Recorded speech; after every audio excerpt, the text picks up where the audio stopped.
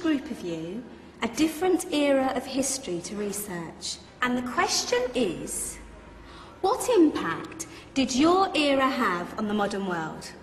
So Sarah, your group has the ancient Greeks. Ravi, you've got the Romans. And Danny's group gets, yes, a bit of a challenge for you. You get the Middle Ages. Some even call it the Dark Ages. Boring. See how you get on. Yes, miss. So, Serene, yes, you get the Renaissance.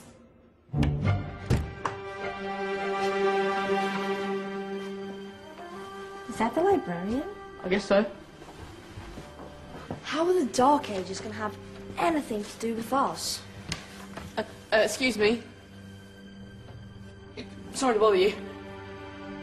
What do you want? We need to find out what impact the Dark Ages had on the modern world. Never was a period of history so poorly named. Don't touch. It's priceless. And I suppose someone's been filling your head with the usual nonsense, eh? 1,000 wasted years. A black hole in history, am I right? Yeah, sort of. You see, it's always the same. You assume it was all mud, disease, death and destruction, with marauding mobs of barbarians ripping down the good of former civilizations, burning and plundering as they went, nothing of any worth invented either, eh? Oh, no. Go on, be off with you. Sorry to bother you. Come on, it's probably not worth it. Everyone knows that the Greeks and Romans invented everything anyway. Oh, did they now? And you're sure about that, are you? You know, I might just have something for you. You seem to be up to the task. I suppose I could... Follow me. I've got just the book for you.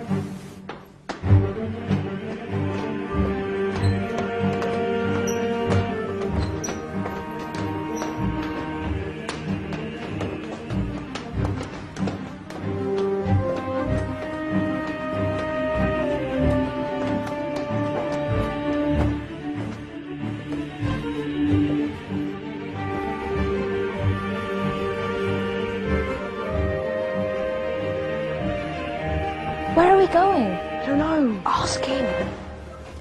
Excuse me, where are we going? From darkness into light, my young friend. From ocean onto land, there are things you should know.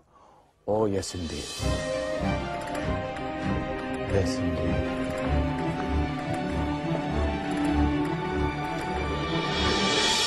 Now, I know I left it round here somewhere.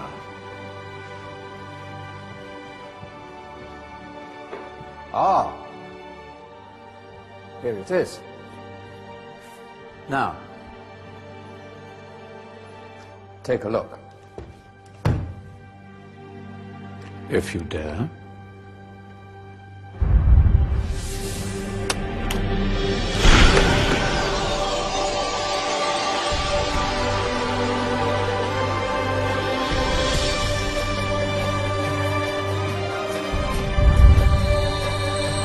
What's going on? Welcome to the Dark Ages, or as it should be known, the Golden Ages. Who are you? I am Al-Джазари, engineer and ingenious inventor. I thought you said this was the Dark Ages. It doesn't look very dark. That's because it's all a matter of perspective, my soon-to-be illuminated friend. Of course, there are parts of the world that weren't dark at all, but in a civilization that stretched from Spain to China, the golden rays of discovery and invention shone over everything. What civilization? The Muslim civilization, my young friend. Through scholars and scientists of various faiths, some of the most important discoveries known to man were made at this time. Discoveries that drew on knowledge of the ancients, but have more connections with your modern world than you could possibly ever imagine. Like what? Well, all sorts of things. I've got to get a picture of this. I knew it was a good idea. Who are you? Allow me to introduce Ibn al-Haytham, a great scientist whose ideas led to the invention of the camera. You invented the camera? I laid the foundations for modern cameras by explaining how our eyes work. I found a way of projecting an image onto another surface through a small hole in a dark room, later called camera obscura. Think of all the things that evolved from this discovery. Cameras, cinema, all share the same principle. Cool. Look out below! Who's that? That's my good friend, Abbas ibn Farnas, who gazed up to the heavens, passionate in his belief that man could fly. Whoa. Indeed, he dared to dream about flying 1,000 years before the Wright brothers. Do you know you all take your jet-setting holidays for granted, so it only seems fair to remember Abbas ibn Farnas. Stand by. I'm ready for takeoff.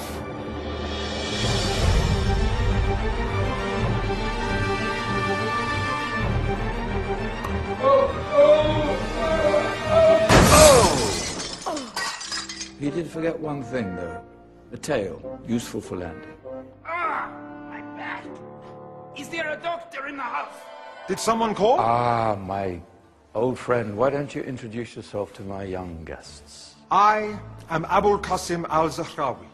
Many call me the father of surgery. Did you actually do surgery back then? Of course we did. In fact, many of the surgical tools that I invented are still used in your modern hospitals. Excuse me, a patient needs my attention. Scalpel? I think I may need some stitches. In that case, I'll use catgut. Catgut? From the gut of animals. Perfect for stitching up internal wounds. Your surgeons are still using it today. Sorry, mustache.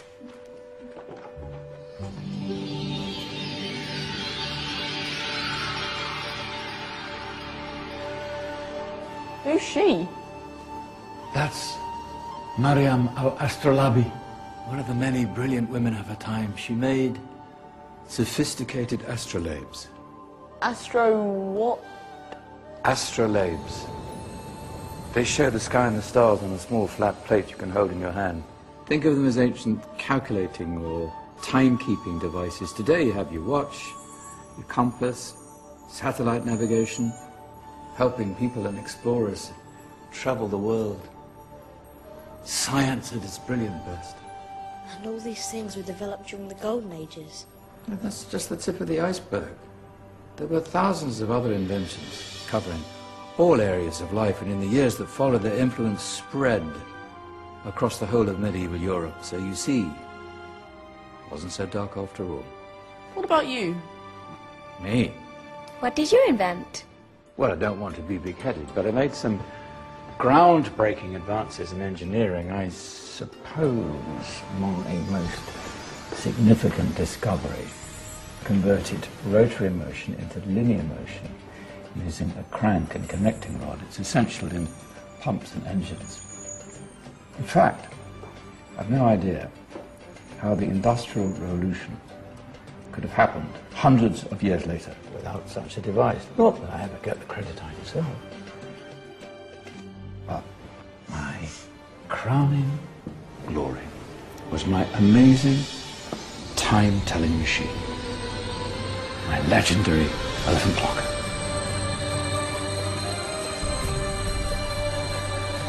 It's a clock. Yes. Dozens of components collected from different cultures around the world. Indian, Greek, Arabian, Egyptian, Chinese. Wow. A United Nations clock. That is pretty cool. Does it actually tell the time? Well, yes, of course. If it wasn't for me, thousands of people would be late for everything. Speaking of time, we better get you back. And remember, spread the word. This is a golden age, and I've only shown you a tiny part of this wondrous time. There are countless other scientists and inventions directly connected to your modern world. You're just going to have to find out for yourselves. No, wait!